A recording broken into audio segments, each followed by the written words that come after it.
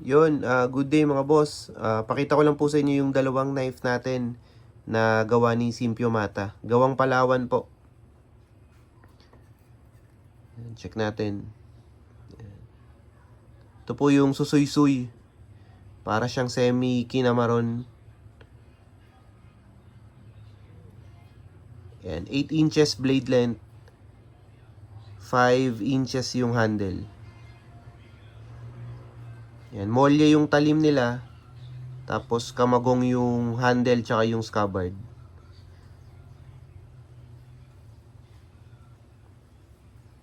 Ang ganda oh. Yan, shoutout kay Simpio Mata. Yan, ito isa. Baladaw. Yan, para siyang Chris. 7 inches naman yung blade length.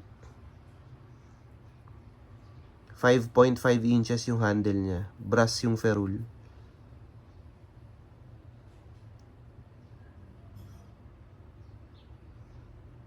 Yan, kamagong din siya.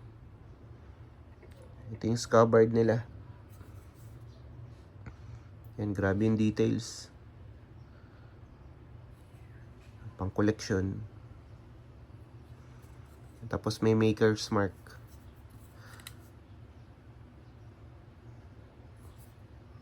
Yan, kamagong. Ito yung isa. Grabe yung details oh.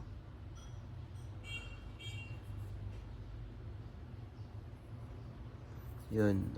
Thank you mga boss. Pinakita ko lang sa inyo. Madami kasing nagre-request nung pinost natin yung picture. Pasilip daw ng talim. Ayan sila. Ayan. Ngayon lang tayo nakakuha kay Simpio Mata pero matagal na tayong naghahanap ng gawa niya. Ayan. Thank you mga boss. Solid to.